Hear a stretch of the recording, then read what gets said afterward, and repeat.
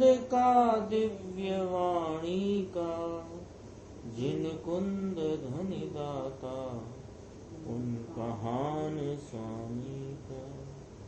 नमः समय साराय, स्वानुभूत्या चकासते, चिद स्वभावाय भावाय, सर्वभावांतरिक्षिते। श्री समय सारजी परमागम के परिशिष्ट में जो 47 शक्तियों का वर्णन है, उसमें अपनी सर्वज्ञत्व शक्ति 10वीं शक्ति तक की चर्चा हुई है। उस क्रम में अब 11वीं शक्ति स्वच्छत्व शक्ति का अपन आज स्वाध्याय प्रारंभ करते हैं। 11वीं शक्ति है निरूप आत्म प्रदेश प्रकाशमान लोकालोक आकार मेचक उपयोग लक्षण स्वच्छत्व शक्ति। कितना कहा जाए? निरूप आत्म प्रदेश प्रकाशमान लोकालोक आकार मेचक उपयोग लक्षण स्वच्छत्व शक्ति।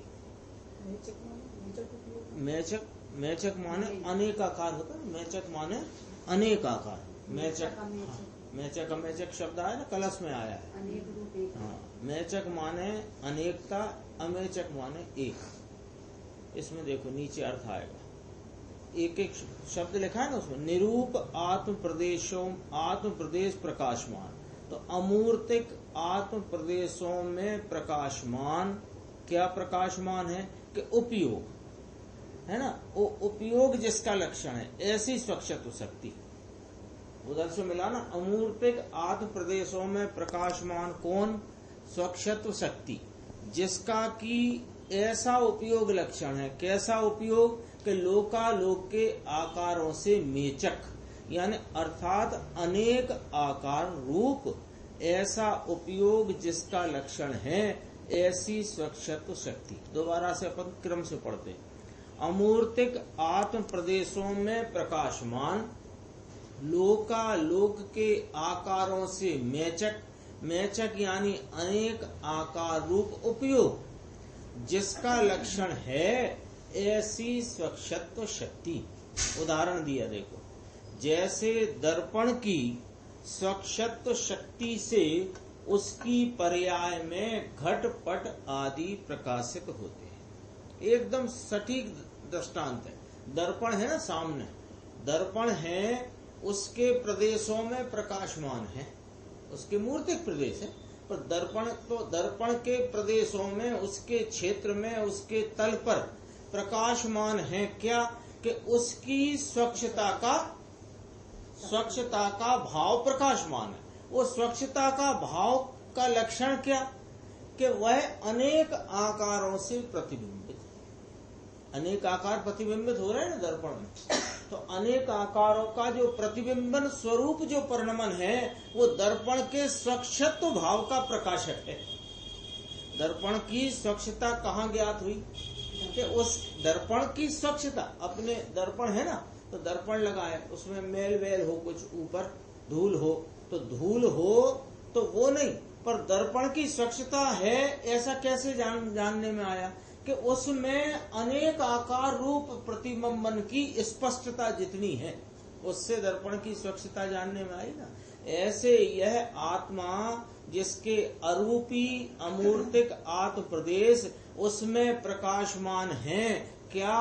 कि लोकालोक के आकारों के अनुरूप बना हुआ अपना ज्ञान परिणाम, तो वह ज्ञान परिणाम की स्वच्छता का प्रकाशन है। देखो दोबारा से, अमूर्तिक आत्म प्रदेशों में प्रकाशमान लोकालोक के आकारों से मेचक यानी कि अनेक आकार रूप, ऐसा उपयोग जिसका लक्षण है, ऐसी स्वच्छत्व शक्ति। जैसे दर्पण की स्वच्छत्व शक्ति से उसकी पर्याय में घटपट आदि प्रकाशित होते हैं, उसी प्रकार आत्मा की स्वच्छत्व शक्ति से उपयोग, उसके उपयोग में लोकालोक के आकार प्रकाशित होते हैं। इसमें वजन कहाँ आया? आत्मा के स्वच्छत्व पर वजन है, उसके स्वच्छत्व रूप भाव है ना, उस पर वजन है। स्वच्छता में लोकालोक के आकार प्रकाशित हैं, तो वह किसका भाव है, किसका परिणमन है? स्वच्छता का परिणमन। ये जो है यहाँ पर देखो, इसमें नीचे ब्लैक अक्षर का एक बॉक्स है। हे जीव, अपने में ऐसी स्वच्छत्व शक्ति है कि तेरे उपयोग दर्पण में लोकालोक एक साथ ज्ञात हो जाएं, है ना, झलक जाएं। तू उसे जानने की आकुलता छोड़। इस पूरी शक्ति में जो वर्णन है वो ये है कि अपने तरफ देखने वाले को स्वच्छता की प्राप्ति होती है। परिपूर्ण स्वच्छता किसको? अपने तरफ। बाहर में देखने की जितनी भी तेरी जो जिज्ञासा अभिलाषा है, उससे तेरे को यहाँ स्वच्छता का परिणमन नहीं होता। स्वच्छता का परिणमन स्वच्छत्व शक्ति स्वरूप आत्म पदार्थ, उसकी दृष्टि उसकी तरफ के उपयोग में होता है। देखो, तू उसे जानने की आकुलता छोड़ दे, अर्थात ज्ञान ज्ञेय को जानता है ऐसा नहीं है, किंतु वह तो मेरे ज्ञान में स्वच्छ स्वभाव का उदय है। तो तू अंतर्मुख होकर नित्य निर्मल स्वरूप में निश्चल होते ही सर्व पदार्थ स्वयमेव तेरे उपयोग में प्रतिभासित होंगे। ज्ञेयों को जानने के लिए तुझे बाह्य दृष्टि देने की आवश्यकता नहीं है। जैसे तेरे शुद्ध स्वरूप में किंचित मलिनता नहीं है, इस प्रकार पूर्ण निर्मल दशा प्रकट होने पर प्रकट उपयोगमय चैतन्य की स्वच्छता में विकार का अंश भी नहीं रह सकता। ये स्वच्छता की निर्मलता कहो, स्वच्छता कहो, किंचित मलिनता से भी रहित ऐसा अपना स्वच्छत्व का परिणमन है कि उसमें सब ही पदार्थ लोकालोक स्वयं अपने से प्रतिभासित होता है। किससे? वो लोकालोक में रहता है, यहाँ ज्ञान की स्वच्छता के परिणमन में। देखो, गुरुदेव श्री की व्याख्या है। अमूर्तिक आत्म प्रदेशों में प्रकाशमान, लोकालोक के आकारों से मेचक माने अनेक आकार रूप, ऐसा उपयोग जिसका लक्षण है, ऐसी स्वच्छत्व शक्ति आत्मा में। क्या पकड़ना? अनेक आकार रूप जो मेचकता है ना उपयोग में, वह स्वच्छता का परिणमन है। और ऐसे स्वच्छता के परिणमन की सामर्थ्य रूप त्रिकाल स्वच्छत्व शक्ति प्रत्येक जीव में मौजूद है, हाजिर है, विद्यमान है। जिस प्रकार दर्पण की स्वच्छत्व शक्ति से उसकी पर्याय में घटपट आदि प्रकाशित होते हैं, उसी प्रकार आत्मा की स्वच्छत्व शक्ति से उसके उपयोग में लोकालोक के आकार झलकाने वाली स्वच्छता प्रकाशित होती है। गुरुदेव की भाषा देखना जरा, क्या गजब की बात है। आया इसमें क्या कह दिया? अंतिम लाइन इस पैराग्राफ की, आत्मा की स्वच्छत्व शक्ति से उसके उपयोग में लोकालोक झलकते हैं ऐसा न कहा। देखना जरा, उपयोग में लोकालोक के आकार झलकाने वाली स्वच्छता प्रकाशित होती है। देखो, ऐसा है गजब का विवरण, एकदम आपको सच्चा एंगल पकड़ाते हैं गुरुदेव, है ना। कथन में तो बहुत समझो कथन स्थूल ही होता है। कितनी ही सूक्ष्मता से विषय का प्रतिपादन किया जाए, वो कथन स्थूल ही होगा, लेकिन उस कथन में अंदर कितनी सूक्ष्मता है, ये अपना ज्ञान सूक्ष्म करके जान लेता है। अपने ज्ञान की उस समय की उपयोग की ऐसी सूक्ष्मता का परिणमन हो तो जान लेता है। देखो इसमें क्या कहना है, आत्मा की स्वच्छत्व शक्ति के उपयोग में लोकालोक के आकार को झलकते हैं, यो ना कहकर पूरी बात यह कही स्वच्छत्व शक्ति से उसके उपयोग में लोकालोक के आकार झलकाने वाली स्वच्छता प्रकाशित हो। जैसे अभी अपन बात कर रहे थे, दर्पण में अनेक रंग बिरंगे आकारों का परिणमन है, तो उनके रंग बिरंगे आकारों का परिणमन जो है वो क्या झलका रहा है? दर्पण की स्वच्छता। वो दर्पण की स्वच्छता का प्रकाशमानपना है। हाँ, इधर लाल, पीले, हरे, नीले, गुलाबी अनेक रंगों वाले फूल पत्तियां लहरा रहे हैं और वे लहराते हुए दर्पण में झलक रहे हैं। तो वो झलकन ने क्या झलकाया है कि उस झलकन ने दर्पण की स्वच्छता को झलकाया है और दर्पण में रही हुई स्वच्छत्व शक्ति का वहां पर उसकी मौजूदगी है, उसका परिणाम है। अनंत शक्ति वाले आत्मा के आधार से धर्म होता है, इसलिए उसकी शक्तियों द्वारा उसे पहचानने के लिए ये वर्णन चलता है। आत्मा के उपयोग में लोकालोक ज्ञात हों, ऐसा उसका स्वच्छ स्वभाव है। बाह्य में शरीर के धोने से आत्मा की स्वच्छता नहीं हो सकती। स्वच्छता तो आत्मा का ही गुण है, वह कहीं बाहर से नहीं आता। अज्ञानी जन चैतन्य के स्वच्छ स्वभाव को भूलकर शरीर की स्वच्छता में धर्म मानते हैं और शरीर की अशुचि होने से, अशुद्धता होने से मानो अपने आत्मा में मलिनता लग गई हो। ये कौन का विचार है? अज्ञानी की मान्यता ऐसी है, ऐसा वे मानते हैं। परंतु आत्मा तो स्वयं स्वच्छ है, उसके उपयोग में लोकालोक ज्ञात होने पर भी मलिनता ना लगे, ऐसा उसका स्वच्छ स्वभाव है। वहां दर्पण में कदाचित, अभी अपन लाल, पीले, नीले, हरे फूलों की बात कर रहे थे, कदाचित दर्पण में मैला दिखता हो, भूरा मैला, तो वो भी वहां झलक रहा है ना। तो उसके झलकने से दर्पण की स्वच्छता में कितना फर्क आया। ऐसे ही इस उपयोग में स्वच्छत्व शक्ति के प्रकाशन स्वरूप स्वच्छत्व शक्ति का जो परिणमन है, उसमें उपयोग में अनेक प्रकार के लोकालोक के आकार ज्ञात होने पर भी मलिनता नहीं लगती, ऐसा उसका स्वच्छ स्वभाव। देखो, अपनी स्वाध्याय चल रही है इतने दिनों से, लगभग 1 महीना होने को आया। आज 28वां दिन है शक्तियों के प्रकरण का, है ना। एक तो मैं ये कहना चाहते हूँ, अभी बीच में आया था फिर वो बात आ गया कि एक तो इसका क्रम देखो कितना गजब का है। जीवत्व शक्ति की बात करी, जीवत्व का लक्षण चैतन्य कहा तो चिति शक्ति कही।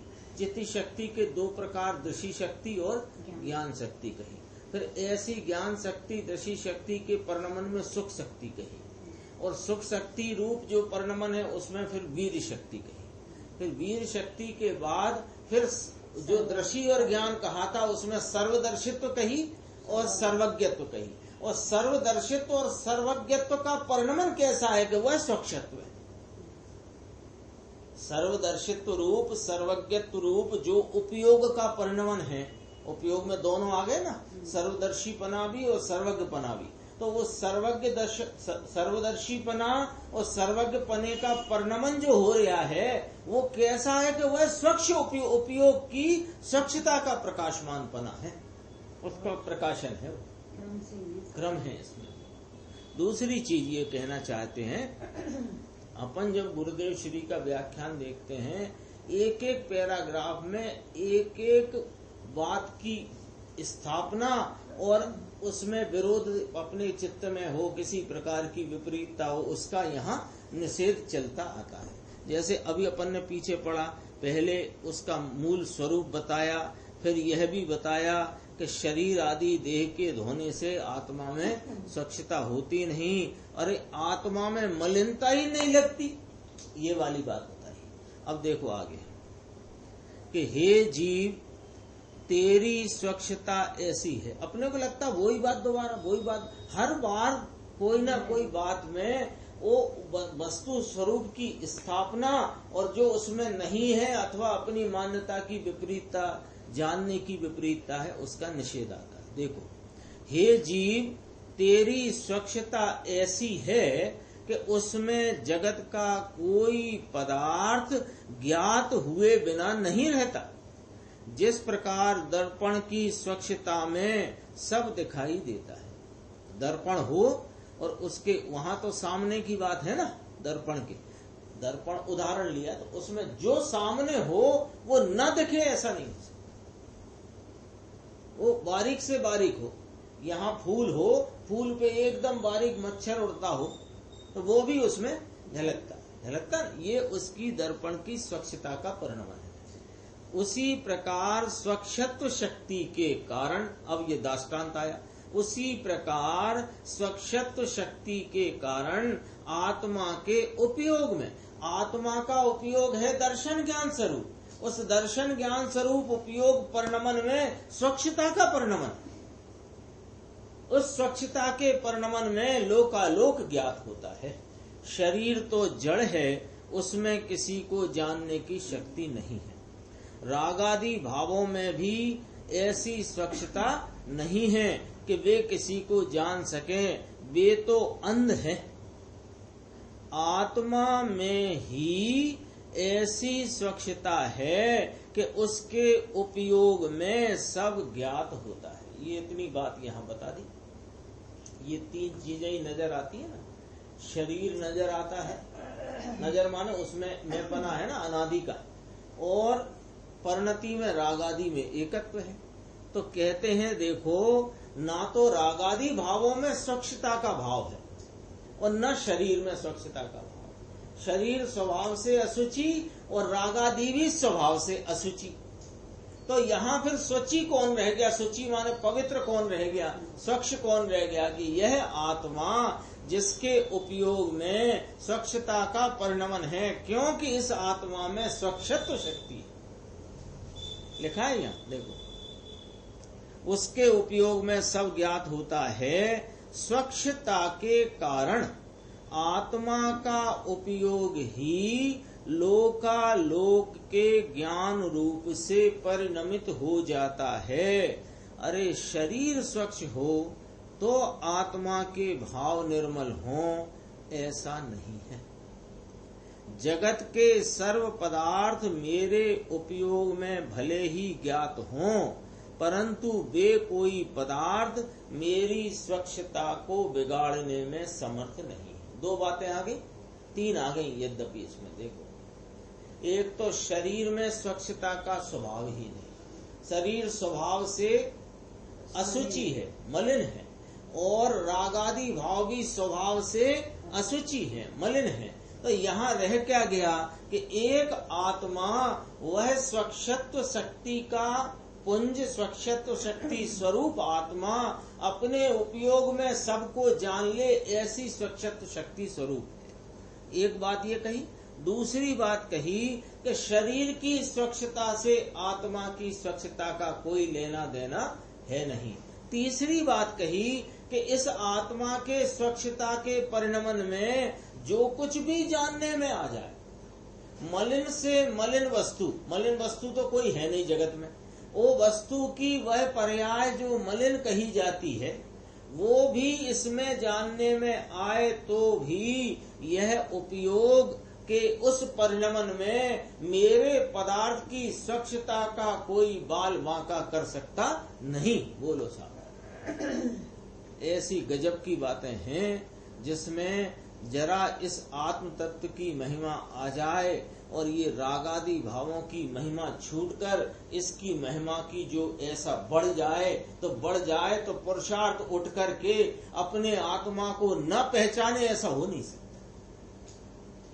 नहीं सकता, क्योंकि उपयोग स्वरूप तुम और वर्तता उपयोग तुम, और वीर शक्ति तुम, और वीर शक्ति का परिणमन भी हो वो तुम। बाहर से क्या आना है, और अनादि से बाहर में हिसाब लगाना है। इधर से आएगा, इधर से आएगा, इससे होएगा, उससे होएगा। इसलिए कहते हैं, देखो इतनी स्पष्ट व्याख्या करते हैं पूज्य श्री कि देखो गजब की बात है। शरीर स्वच्छ हो तो आत्मा के भाव निर्मल हो, ऐसा नहीं है। ये कहा। अब तीसरी बात कही, जगत के सर्व पदार्थ मेरे उपयोग में भले ही ज्ञात हों, परंतु वे कोई पदार्थ मेरी स्वच्छता को बिगाड़ने में समर्थ नहीं है। बोलो साहब, बाह्य पदार्थ कहीं ज्ञान में नहीं आ जाते, परंतु ज्ञान के उपयोग का ऐसा मेचक स्वभाव है। ज्ञान के उपयोग का मेचक, मेचक माने अनेकाकार रूप, तो उपयोग के परिणमन का ऐसा स्वभाव है ना, मेचक बना।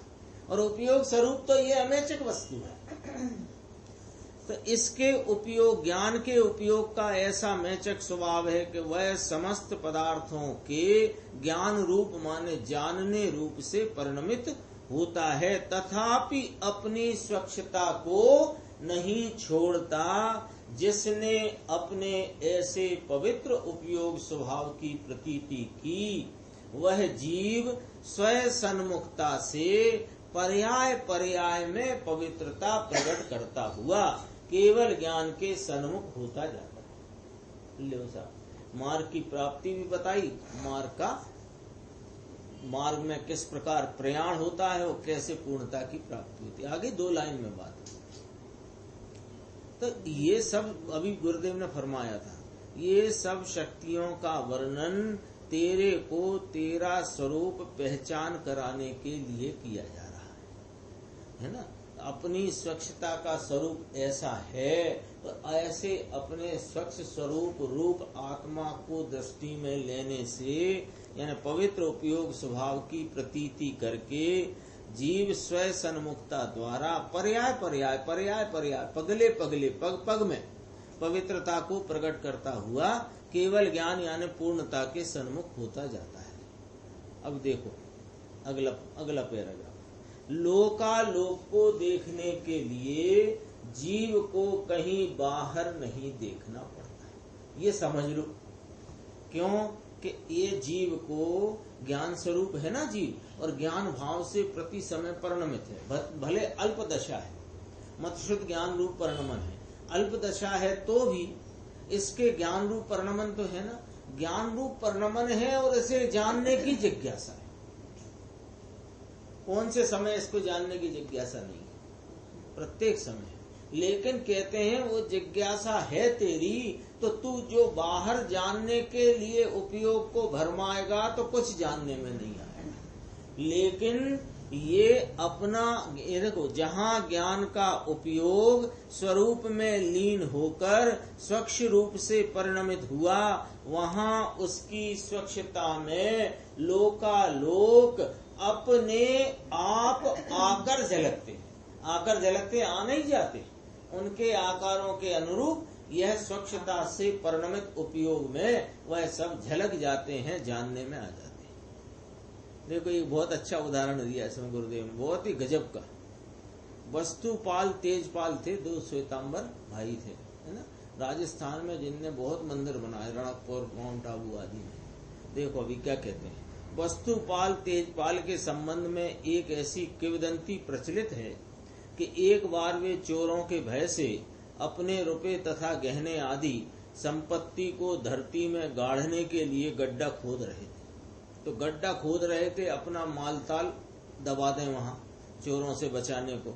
वहां उस गड्ढे में से ही स्वर्ण मोहरों के निधान निकल पड़े।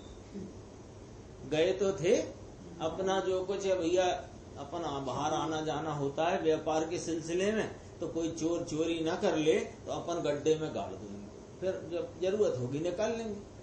तो क्या हुआ कि उनने जमीन खोदी गड्ढा, और गड्ढे में से पहले ही स्वर्ण मोहरें अंदर भरी पड़ी थी, वे और निकल आई। यह देखकर उनकी स्त्री कहने लगी कि अरे आपका धरती पर गाड़ने से क्या प्रयोजन है, इस माल ताल को ये धन संपत्ति को धरती में क्यों गाड़ते हो? जहाँ पग पग पर निधान निकल रहे हैं वहाँ गाड़ना किस लिए? जहाँ पग पग पर, शब्द एक एक लेना उदाहरण, पग पग पर है ना, जरा जरा में पग पग पर क्या हो रहा है कि निधान निकल निकल के आ रहे हैं। तो कहते हैं कि वहां गाड़ना क्यों? तो फिर क्या करें? उसने अपनी स्त्री से पूछा, वस्तुपाल तेजपाल ने, तो कहा कि इस लक्ष्मी का तो ऐसा सदुपयोग करो कि जिसे कोई चुरा ना सके।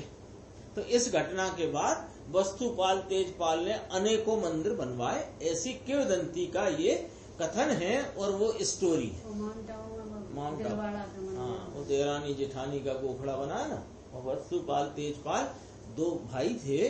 तो उन्होंने, उनकी पत्नी ने कहा मंदिर सदुपयोग करो, ऐसा कहा सदुपयोग करोगे, ये गाड़ा गुड़ी में क्या रखा है, जमीन में गाड़ के चले जाओगे, कुछ ऐसा काम करो कि वो अच्छा हो। उनके, ये उनकी स्टोरी है, चोरी ना हो सके। हाँ, चोरी ना हो सके, ऐसी इनकी स्टोरी। अब यहाँ देखो अपना आया अब सिद्धांत।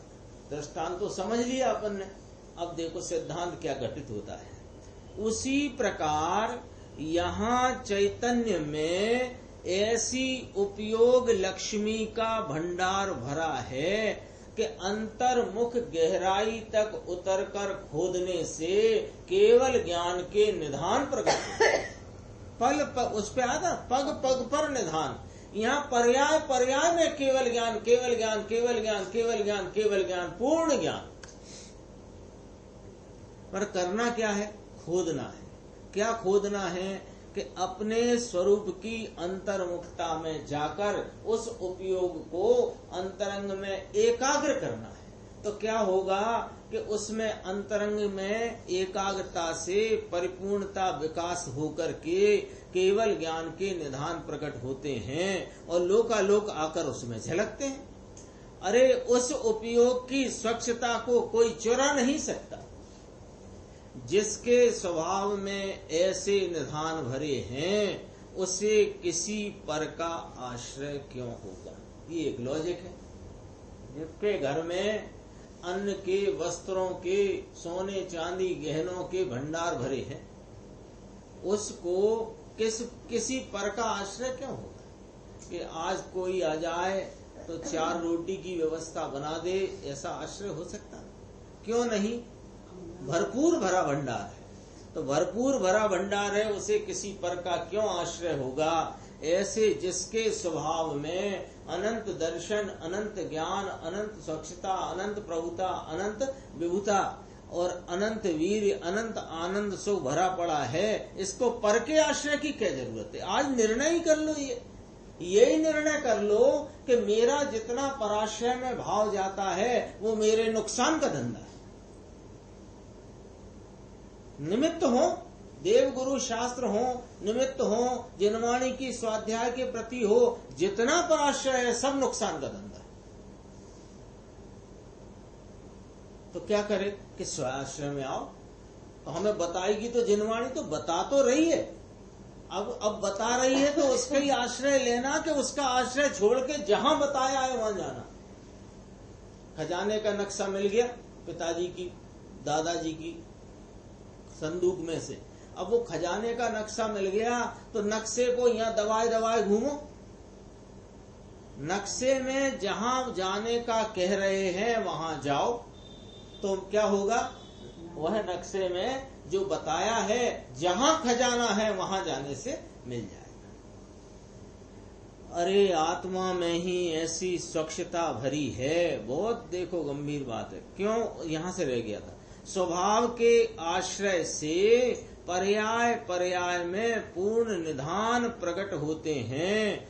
आत्मा में ही ऐसी स्वच्छता भरी है कि कोई पर वस्तु या मंद कषाय के आश्रय बिना ही उसका उपयोग लोकालोक को जानने रूप परिणमित होता है।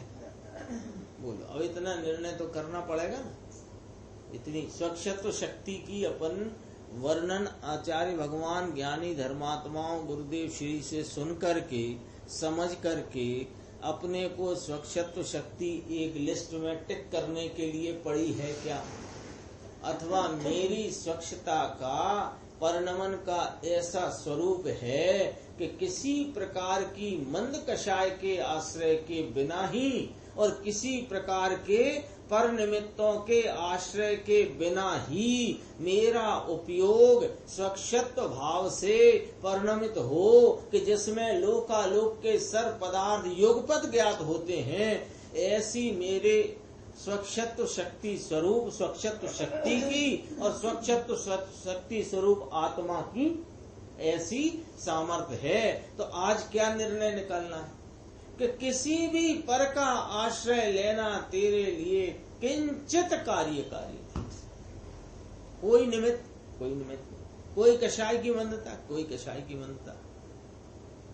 अब फिर देखो, अब अगला पैराग्राफ, एक एक पैराग्राफ में एक एक भाव स्पष्ट करते हैं। अब देखो, स्वच्छ दर्पण के सामने मोर हो तो वहां दर्पण में ऐसा स्पष्ट प्रतिबिंब दिखाई देता है कि मानो मोर दर्पण में प्रविष्ट हो गया हो। वहां वास्तव में दर्पण में मोर नहीं दिखलाई देता, परंतु दर्पण की स्वच्छता का ही वैसा परिणमन है। लो, एक भाई साहब गए दर्पण की दुकान पे, बहुत महंगे महंगे सब प्रकार के दर्पण थे, बच्चा भी साथ में था, है ना। तो वो सामने वाली दीवार पे लगे थे बहुत तरह तरह के छोटे बड़े दर्पण, और इधर सामने वाली दीवार पे था कोई झरने आदि का चित्र, बाग बगीचा झरना का चित्र था। अब वो सामने एक बड़ा दर्पण था, तो दुकानदार ने कहा साहब ये एकदम बहुत ऊंची क्वालिटी का दर्पण है, ये इतनी ऊंची क्वालिटी का है कि इसमें एकदम हूबहू जैसे का तैसा एकदम झलकता है। तो वो दर्पण कितने का है कि ये 10,000 रुपए का है। अब वो लड़का भी है छोटा और वे भी है जो खरीदने गए, और बेचने वाला है, बेचने वाले ने अपना बता दिया। अब खरीदने वाला क्या करता है, बच्चा क्या करता है कि बच्चा देखता है वहां जो रंग बिरंगा पना है ना, वो रंग बिरंगा पना देख करके वो रंग बिरंगे पर आकर्षित है।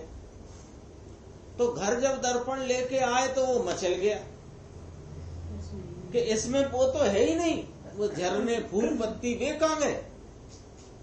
ये है अज्ञानी बच्चा, और जिसने 10,000 रुपए चुकाए वह उन झरने आदि के चित्र के प्रतिबिंब को वहां पर देख करके उस दर्पण की स्वच्छता के भाव की कीमत जान गया, इसलिए खट से 10,000 रुपए दे के ले आया।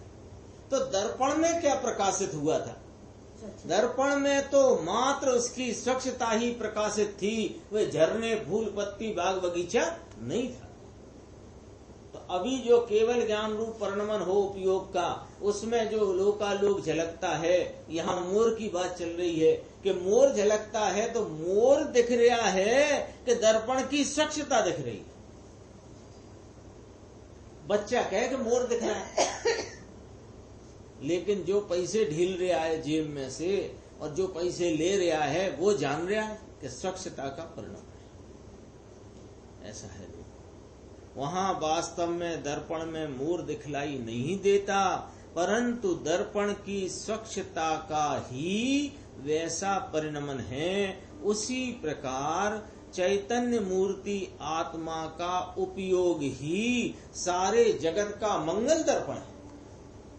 उसकी स्वच्छता में लोकालोक ऐसे स्पष्ट रूप से ज्ञात होते हैं कि मानो लोकालोक उसमें प्रविष्ट हो गए हों।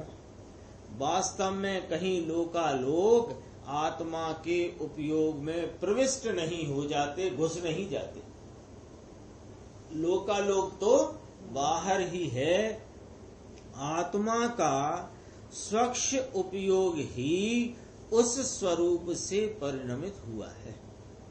ऐसी स्वच्छत्व शक्ति आत्मा में त्रिकाल है। तो क्या करें साहब, है तो आपने बताया, सर्वज्ञ देव ने बताया, हम पिछले भवों में जब समूह शरण में गए थे तब भी ये बात हमको सुनाई थी, मुनिराज मिले थे जंगल में, उनने भी सुनाई थी, और अनेक ज्ञानी धर्मात्मा भी कभी ना कभी संपर्क में आए तो उन्होंने भी सुनाई थी। कोई हम आज के थोड़ी 50-60 साल 70 साल 80 साल के, हम तो अनादि के हैं ना। तो अनादि से कई बार ये बात सुनने को आई कान में। क्या बात? कि ऐसी स्वच्छत्व स्वरूप आत्मा है जिसके उपयोग में लोकालोक झलके, ऐसी स्वच्छता का प्रकाशन हो, ऐसा आत्मा। तो कहते हैं अब क्या करें कि देखो कहा ना त्रिकाली, ये ऐसी स्वच्छत्व शक्ति आत्मा में त्रिकाल है, कहीं बाह्य के लक्ष्य से उपयोग की स्वच्छता नहीं होती। ये बात पकड़ो जरा, गजब की बात है। किसी बाह्य के लक्ष्य से उपयोग की स्वच्छता नहीं होती। देखना अब जरा, ऐसा हुआ कि यहाँ सामने ये मोबाइल की स्क्रीन पे कुछ लिखा था, तो वो पढ़ने में नहीं आ रहा था, तो हमने ऐसे करके नजदीक करके थोड़ा सा जोर करके उधर देखा, तो नजदीक ऐसे देखने से वो हमें पढ़ने में आ गया। अब यहाँ विचार करते हैं कि तेरे इस प्रकार के उपयोग को उसमें लक्षित करने से पढ़ने में आया है कि उपयोग की उस समय की सामर्थ्य के परिणमन में वह जानने में आया। तो हमें क्या ऐसा मिथ्या अभिप्राय यहाँ पड़ा हुआ है कि हम उधर लक्ष्य तीव्रता से करते हैं तो वो जानने में आता है। ऐसा नहीं है। अबे तो ज्ञान से काम, चक्षु इंद्रिय से ही मानते हैं, इंद्रियों से ही मानते हैं। इंद्रियों का अवलंबन है, तो इंद्रियों से मानता है, इंद्रियों से मानता है। ये बात को अभी अपन गौण कर देते हैं। अभी इंद्रियों, क्योंकि बाह्य में जितना उपयोग है मत शुद्ध ज्ञान रूप अभी परिणमन में, उसमें इंद्रियों का अवलंबन पड़ता है। अवलंबन तो है, लेकिन ज्ञान की स्वीकृति नहीं है ना। हाँ, वही तो पकड़ना है, वही पकड़नी है बात। तो अभी इंद्रियों वाली बात को जरा मैंने गौण कर दिया। यहाँ क्या लेना कि वो जो गेय वस्तु है ना, वो गेय वस्तु को मैं जितनी उग्रता से लक्ष्य में लेता हूँ उतनी स्पष्ट जानने में आती है, ऐसा नहीं है। वो उस समय की उपयोग की योग्यता का परिणमन है, इससे जानने में आती है। वो वस्तु पास आ गई, दूर चली गई, इससे नहीं। लेकिन हमें क्या, यह यहाँ चित्त में मिथ्या अभिप्राय पड़ा हुआ है कि हम वो वस्तु को देखने जाते हैं ना, तो उसमें लक्ष्य तीव्र करेंगे तो जानने में आती है, स्पष्ट जानने। ये उसकी स्पष्टता का जो कुछ परिणमन है, अभी तो ये अपन छद्मस्त की बात करते हैं, वो जितना जो कुछ भी परिणमन है उतना परिणमन उस समय की ज्ञान परिणाम की योग्यता का परिणमन है। गे फे से जानने में नहीं आता। इतना निर्णय करने से क्या होगा कि वो वहां लक्ष्य करने से उपयोग नहीं स्वच्छ परिणमता, अथवा आत्मा की उपयोग का विशेष भाव उतना नहीं परिणमता विशेष खिलावट से। वह विशेष खिलावट का परिणमन तो अपने से होता है। इतना छद्मस्त में ज्ञान में लिया तो आगे क्या उसका निर्णय निकलेगा, कहीं बाह्य के लक्ष्य से उपयोग की स्वच्छता नहीं होती, परंतु त्रिकाली स्वच्छ उपयोग स्वभाव के सन्मुख होने से उपयोग की कैसी स्वच्छता प्रकट होती, अपरिमित। इस प्रकार स्वच्छत्व शक्ति द्रव्य गुण पर्याय तीनों में व्याप्त है। हर शक्ति के संबंध में ये बात गुरुदेव श्री अपने को बताते हैं। प्रत्येक शक्ति द्रव्य गुण पर्याय तीनों में व्याप्त है। देखो द्रव्य में कैसे व्याप्त है कि ऐसा यह स्वच्छत्व शक्ति स्वरूप आत्मा है, तो आत्मा में स्वच्छत्व शक्ति व्याप्त है। स्वच्छत्व शक्ति गुण रूप है, वो गुण में व्याप्त है, और अपने स्वरूप की सन्मुखता से वह स्वच्छत्व शक्ति का परिपूर्ण प्रकाशन होता है, और अल्प आश्रय में अल्प प्रकाशन होता है। एक समय में जगत के अनेक पदार्थों को जाने, वैसे स्वच्छ आकार रूप उपयोग का परिणमन होने पर भी उसके खंड खंड या उसमें मलिनता नहीं हो जाती, ऐसा स्वच्छत्व शक्ति का प्रताप है। और आगे देखते हैं, पर सन्मुख देखने से, पीछे जो चर्चा आई थी ना उसी को और खुलासा करते हैं। कौन सी चर्चा, कि बाह्य के लक्ष्य से उपयोग की स्वच्छता नहीं होती। बोलो इतनी बात अपने पल्ले पड़ती है कि नहीं पड़ती? बाह्य के लक्ष्य से उपयोग की स्वच्छता नहीं होती, ये बात पल्ले पड़ती है कि नहीं पड़ती तो पढ़ाना है, क्योंकि फिर स्वच्छत्व शक्ति की स्वाध्याय का उद्देश्य प्रयोजन क्या। तो ऊपर जो कहा कि भैया बाह्य के लक्ष्य से उपयोग की स्वच्छता नहीं होती, त्रिकाली स्वच्छत्व शक्ति स्वरूप यह आत्मवस्तु की उस उपयोग स्वभाव की सन्मुखता में उपयोग की स्वच्छता प्रकट होती है। तो अब वो अपने को कहाँ कहाँ गड़बड़ पड़ी है वो निकलवाते हैं। देखो, पर सन्मुख देखने से अथवा शुभ राग के कारण उपयोग का स्वच्छत्व नहीं होता। शुभ राग तो स्वयं मलिनता है और आत्मा का त्रिकाली स्वच्छ स्वभाव है, उसकी प्रतीति करके परिणमित होने से लोकालोक को प्रकाशित करे ऐसा स्वच्छ उपयोग प्रकट होता है। वह उपयोग कैसे जान लेता है पूरे लोकालोक को, है ना। तो कहते हैं देखो, वह उपयोग पर सन्मुख देखे बिना स्वयं अपने में लीन रहकर अपनी स्वच्छता में सबको जान लेता है। कौन? वह उपयोग, केवल ज्ञान स्वरूप उपयोग, स्वच्छता के परिपूर्ण रूप परिणमित उपयोग कैसे? पर सन्मुख हुए बिना। आता ना वो निजानंद रसलीन, सकल गे ज्ञायक तदप निजानंद रसलीन।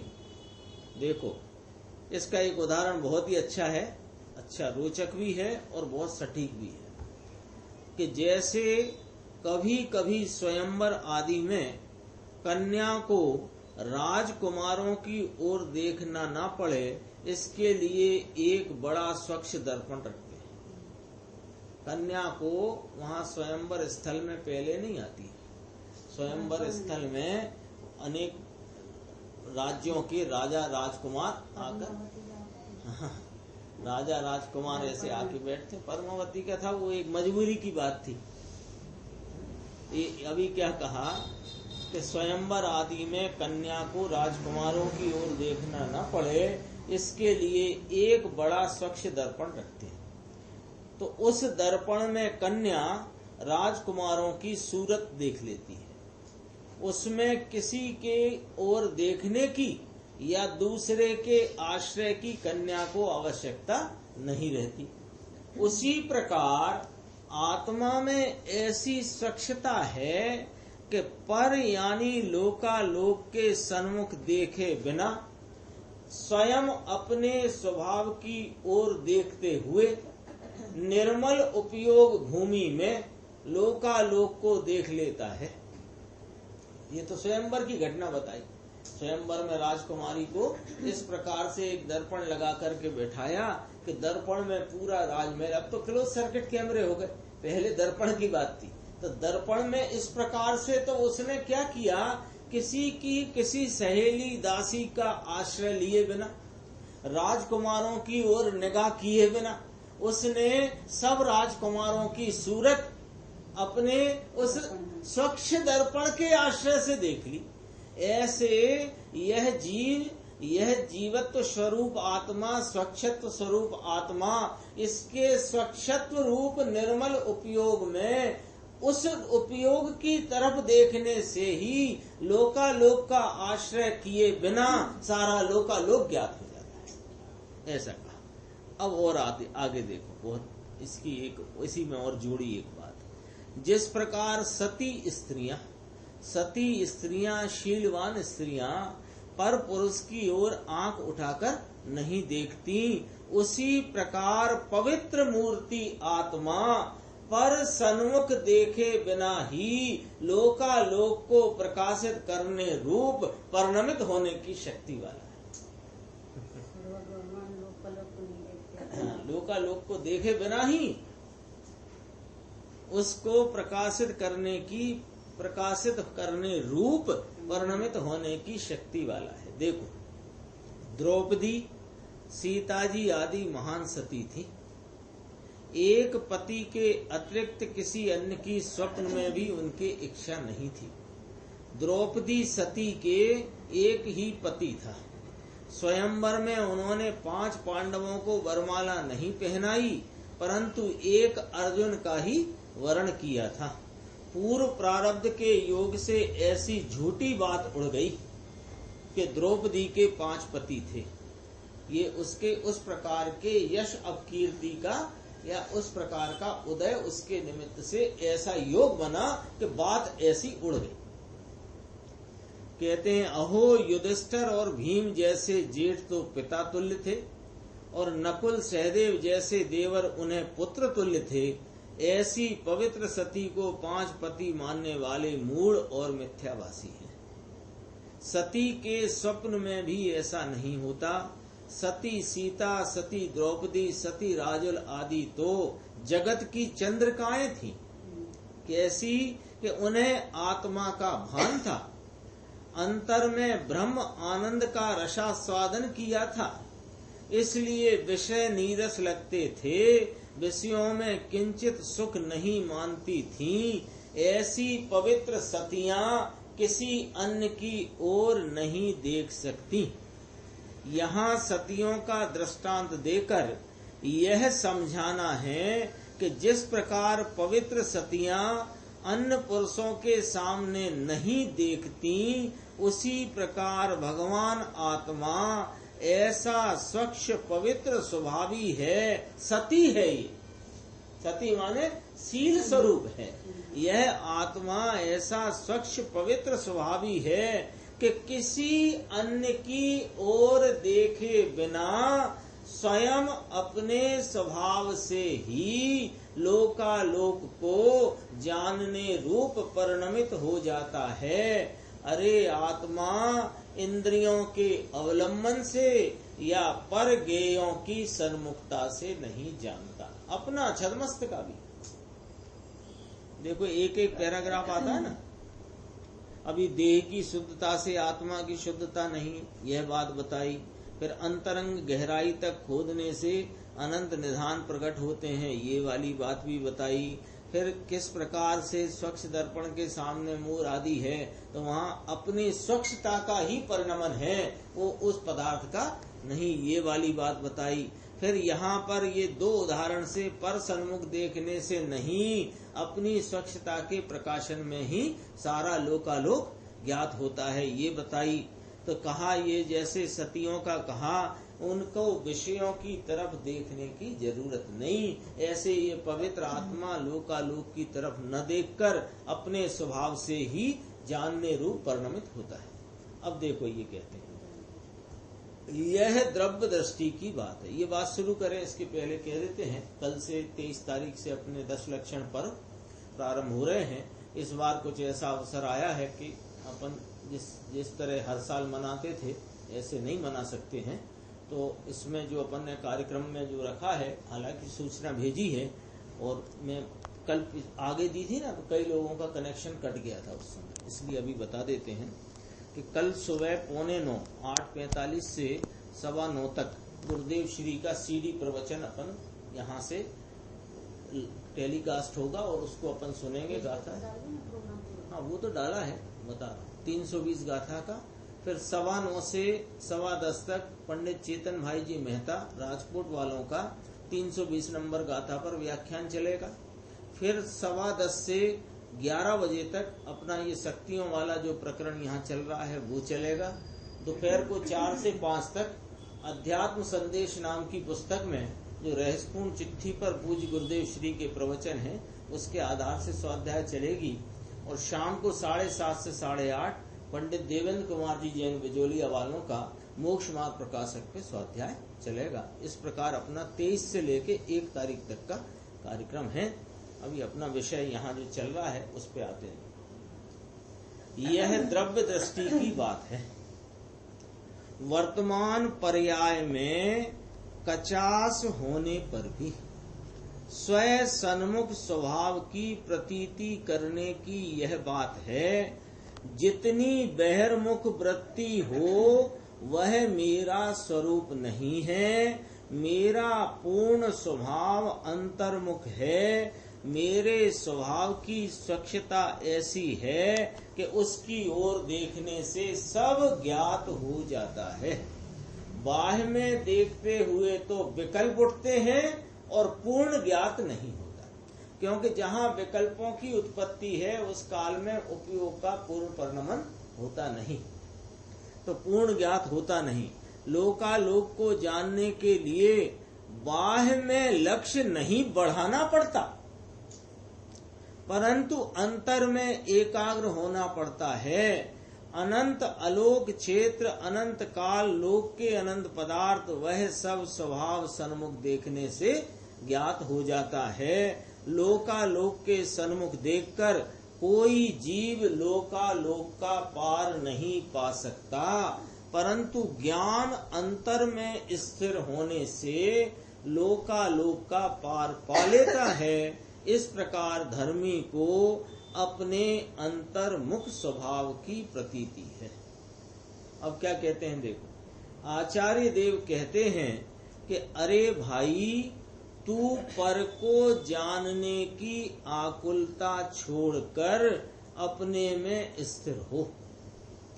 पर को जानने की आकुलता करने से तो सारा ज्ञान विपरीतता में रुक जाएगा और पूर्ण नहीं जान सकेगा। इसलिए पूर्ण नहीं जान सकेगा, परंतु यदि स्वरूप में स्थिर हो तो तेरे ज्ञान का ऐसा विकास प्रकट हो जाएगा कि लोकालोक सहज ही उसमें ज्ञात होंगे। ये जीव को ज्यादा से ज्यादा जानने की इच्छा तो है कि नहीं, लेकिन उस इच्छा के द्वारा और बाहर में उपयोग की प्रवृत्ति के द्वारा वो जान नहीं सकते। क्यों नहीं जान सकते? कि वहाँ अल्प जानपना है और रागादि भाव की उत्पत्ति है, और वहाँ रुक जाने से तेरा ज्ञान का परिणमन पूर्ण रूप से नहीं हो सकता। पूर्ण रूप से परिणमन ज्ञान की अवस्था का कब होगा? कि जब इस प्रकार ज्ञान स्वरूप आत्मा की तरफ देखकर उसको पहचान कर प्रतीति पूर्वक उसकी एकाग्रता करने से ही वो उसमें ज्ञात होगा। इसलिए स्वभाव सन्मुख होकर अपनी स्वच्छता के सामर्थ्य की प्रतीति करो और उसमें स्थिर हो। देखो, यह लोकालोक को जानने का उपाय है। अमूर्तिक आत्म प्रदेशों में ही लोकालोक झलकते हैं। लोक में मूर्तिक पदार्थ हैं, वे भी अमूर्तिक ज्ञान में ज्ञात होते हैं। देखो, मूर्तिक पदार्थों को जानने से ज्ञान कहीं मूर्तिक नहीं हो जाता, क्योंकि मूर्तिक पदार्थों का ज्ञान तो अमूर्तिक ही है। जगत में अनंत आत्मा सदा पृथक पृथक हैं। इसमें कहना क्या है? देखो, मूर्तिक पदार्थों का ज्ञान तो अमूर्तिक ही है। रसगुल्ला खाते समय उसमें जो उसके रसगुण की मिठास आदि और उसका जो रंग रूप है, वह जानने के काल में भी ज्ञान तो अमूर्तिक भाव से प्रकटा है।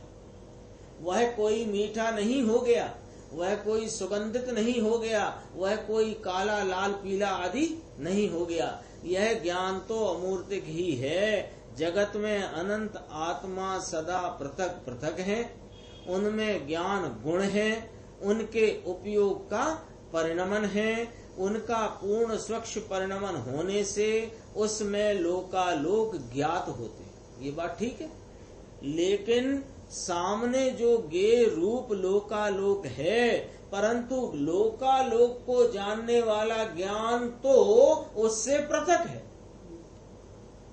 लोकालोक से पृथक है ना ज्ञान तो। लोकालोक का ज्ञान तो आत्म प्रदेशों में ही समा जाता है। आचार्य भगवान ने कहा ना, निरूप आत्म प्रदेश प्रकाशमान। लोकालोक आकार, क्या वो मैचक शब्द आया था एक, संस्कृत है तो याद नहीं रह सकती। लोकाकार मैचक उपयोग लक्षण स्वच्छत्व शक्ति। तो कहते हैं ये जो उपयोग में लोकाकार स्वरूप या जो पदार्थ हैं जगत के, वे यहाँ नहीं आते। ज्ञान तो अपने अमूर्तिक प्रदेशों में ही वर्तता है। लोकालोक का ज्ञान तो आत्म प्रदेशों में ही समा जाता है। एक स्वच्छत्व शक्ति को मानने से उसमें यह सब आ जाता है। जो यह सब स्वीकार न करे उसे आत्मा के स्वच्छत्व स्वभाव की प्रतीति नहीं है। इस प्रकार ये चर्चा अपनी आगे कल की स्वाध्याय जो 10:15 से प्रारंभ होगी उसमें अपन इस स्वच्छत्व शक्ति का आगे वर्णन चलेगा। निज निधि निज ने बताई, यह अनंत उपकार है। उसके लिए जिन वाणी माँ को वंदना 7 बार